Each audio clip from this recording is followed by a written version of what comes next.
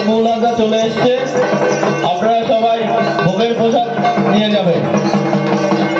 আপনারা যারা যারা ভোগের প্রসাদ দিতে চান